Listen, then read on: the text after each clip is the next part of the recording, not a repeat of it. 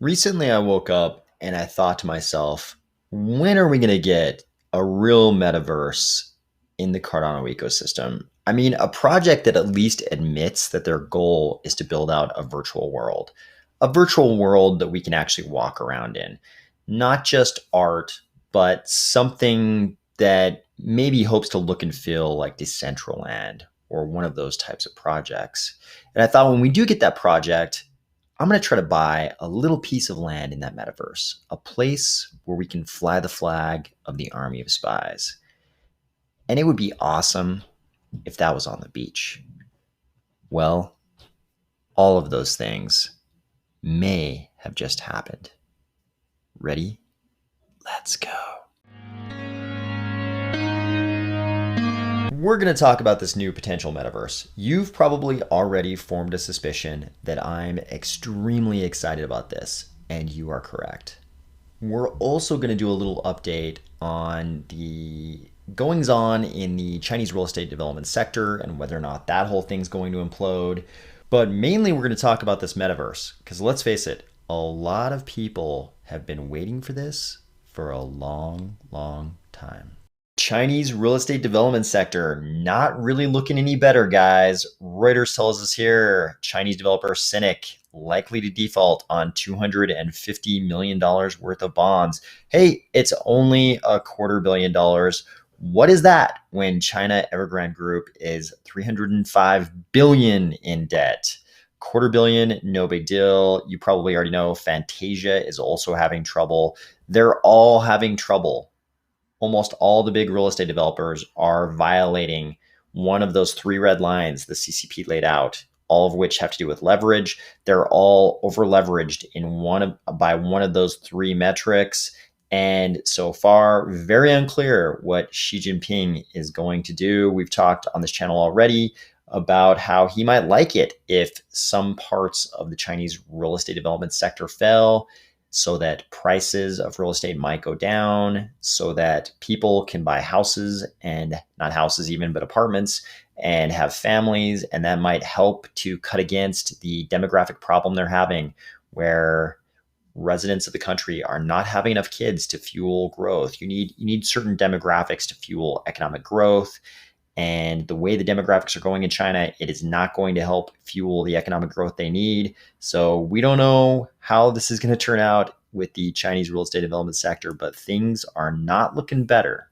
Also on the macro front, the Fed released minutes from its meeting just today, and the meeting minutes indicate the Fed could begin gradual tapering by mid-November. What does this mean? So right now, the Federal Reserve, you probably already know this, but maybe you don't, the Federal Reserve is buying Treasury securities and mortgage-backed securities. CNBC tells us here they're currently buying 80 billion in treasuries and 40 billion in mortgage-backed securities. And if they start tapering next month, they would start by cutting back 10 billion a month in treasuries and 5 billion a month in mortgage-backed securities. Doesn't sound like a big deal, but in the past, this has been a big deal when they begin this type of tapering. The Cardano ecosystem has been teased about metaverses before. We had a project once before that had a huge amount of hype in the build up to its launch. And we didn't really know what it was, but a lot of people were led to believe it might be the beginnings of a metaverse. And then that project launched, and there was a lot of art involved, and the art was very cool, but it was very hazy whether that was ever going to grow into an actual metaverse or not. And there are reasons for this ambiguity, I think. In the case even of a legit metaverse, there would probably be reasons for this kind of like ambiguity as to what's going to be built out. We've covered the Howey test a million times on this channel, but part of the Howey test is whether or not people contributing money to something have this expectation that they're going to see a return on their money through the efforts of someone other than themselves. So when any kind of a project, even an NFT project, when they think about how they can keep themselves from getting in trouble, they're thinking about trying not to create this perception that people are going to make money by sitting back and just holding the NFT. And part of the way they're trying to mitigate creating that creating that perception on the part of the people buying the NFTs is by not laying out a roadmap. Whether or not this is a good compliance strategy, I don't know. I don't think anybody really knows what's going on in securities compliance, really, because the SEC is being so opaque about all of it. And even a project that's based in Europe, or anywhere in the world, they are worried about the SEC causing them problems. So it's understandable that some of these projects are being a little bit vague in their roadmaps. But recently we had this project launch, and this project came right out and it says, we're building a project named after the birthplace of Girolamo Cardano, and it's a metaverse being built on Cardano. So this, I believe this is really the first project that actually launched some kind of a consumer product. In this case, it is NFTs representing parcels in this metaverse, plots, you might call them, properties, lands, but little pieces of digital real estate. And they're straight up telling you, Pavia.io, which is a metaverse. There's no question about it. These guys are trying to build a metaverse. The discussion we're about to have is about the possibility of all of us going and playing around in this metaverse one day if it's actually built out, which is uncertain. We don't know what actually happens with this project, but we're going to talk about the possibility of all of us playing around in this metaverse one day if this thing's actually built out. What we're not going to talk about is any kind of investment into any kind of asset related to this project. There are these assets related to this project, which I'm going to equate with in-game purchases like you might have in any online game. And when we talk about these assets, we're not going to talk about them as investments. We're going to talk about them as something that some people may buy so that they can use them in the game, in this metaverse. And in fact, full disclosure, I should tell you, I have bought more than one of these assets related to this project. I don't have anything to do with the project. I've never spoken that I know of. I've never spoken to anybody related to the project. I just bought a couple of the NFTs related to this project, just like any other member of the public would have bought them. But having said that, there are land parcels available as part of this project, which is kind of what we'd expect. This is what we'd expect from an actual metaverse. We'd expect that just like in Decentraland, they would sell off digital parcels of land.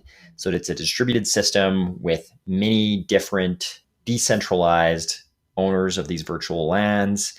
And those, at least hopefully some of those, decentralized owners of these lands could one day build on those lands.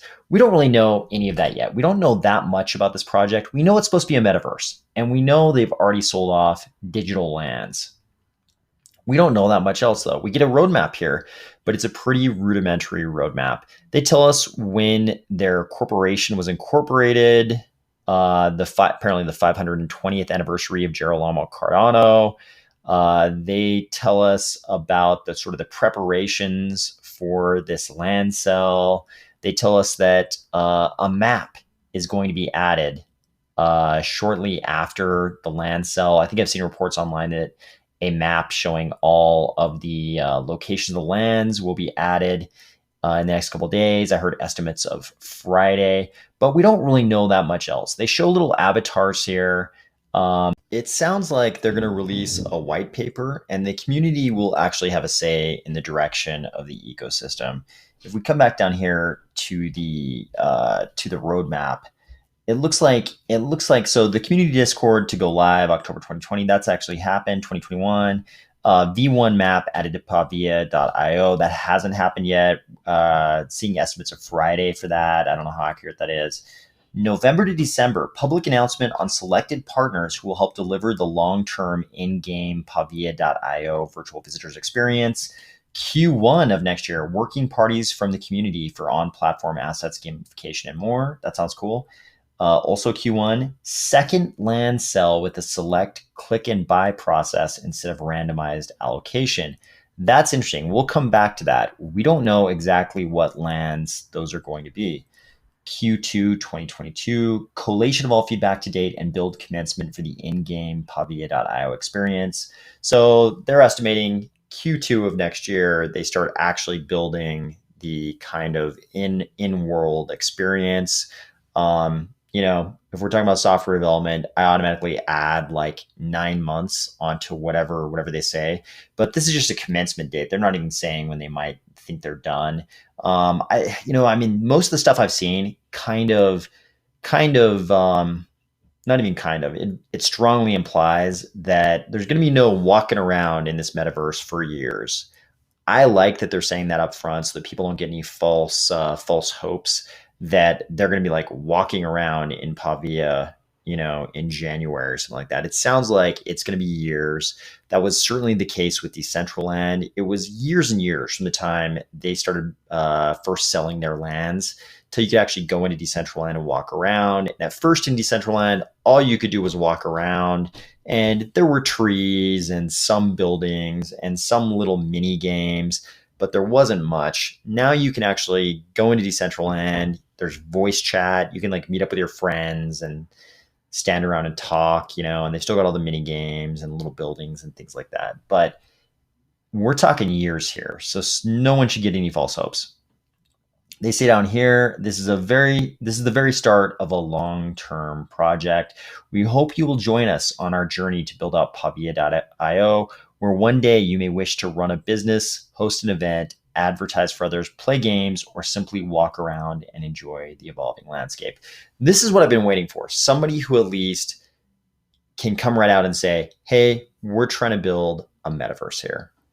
This project has almost been the exact opposite of Cardano City. There was very little hype leading up to the launch of the NFT cells. I think that was on purpose. I think they wanted to kind of be in stealth mode, have a fair distribution of their assets with a very wide base of people owning those NFTs that corresponded to the digital lands. But even just within a day and change of the launch of the NFT cells, we're already seeing these really cool community projects. You can see right here, Twitter user at Luis Carlos Souza has built out a little time lapse of the purchase of the lands. Here we have it at the very beginning, and we'll just skip ahead so you can see what it looked like at the end. Look at this. A big, beautiful map of a whole bunch of different lands. These are all different lands, and apparently he's color-coded them so that each little dot, the color represents a different wallet, so you can kind of see when people own contiguous areas of land. Somebody in either on Twitter or I believe it was here on Twitter, I believe Luis Carlos asked the Pavia people what these big black areas were. And the response was something like, most of the black areas are water. So we've got these big rivers, and it looks like a central city square here. And they've got this little dagger shape up here. I was curious, and I thought to myself, hey, Pavia is a real place. Maybe this digital map of this metaverse Pavia corresponds to the real world map. And if we look, there is a big body of water, maybe not as big as on that digital map I just showed you, but there is a river right here, kind of in the same place as it is on the digital map. And we also have this little kind of dagger-shaped little park, Parco della Vernavola, up here in the corner. This looks like kind of the same shape as that little dagger shape, black shape in the corner of the map that I just showed you. And there's even, you remember in that map, there was kind of this big peninsula shaped thing. And here we actually have another small, I don't know what this is, if this is some kind of a canal or something running off the river, but we have another little body of water. Maybe they just decided they would just kind of accentuate that body of water. And in fact, on the map I just showed you, it curves around here where this road is, the SS35. This is actually, it looks like something in this general vicinity on the digital map is actually water. But maybe they decided, hey, we'll make our metaverse roughly correspond to the real modern day Pavia, and we'll just make this water and make this little peninsula here. Going back to the map, you can kind of see what I mean. This is like very roughly in the position of where that river is, and over here is where that road is. Maybe this up here is where that park is.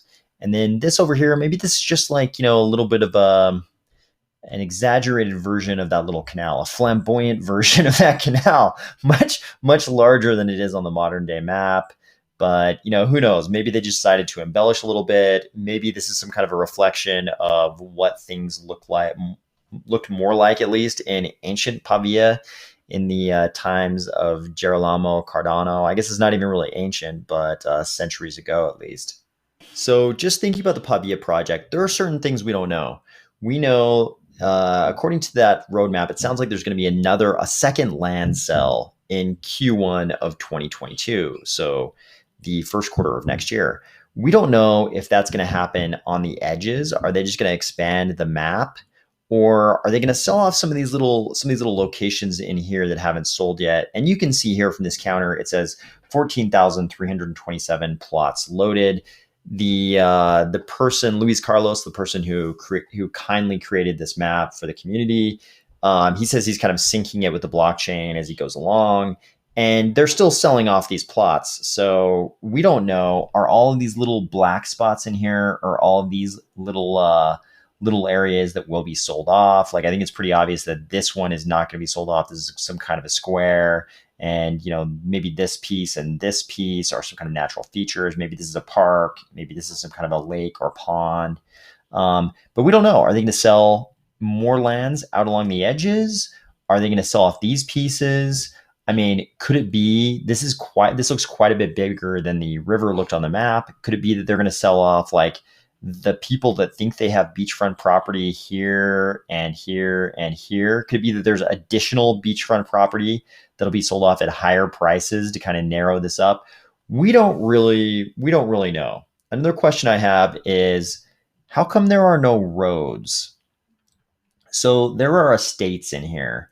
If you bought certain quantities of these NFT lands, you were kind of in the running to have a chance to be awarded what they call an estate, which is a 3x3 plot. So it's 9 contiguous pieces.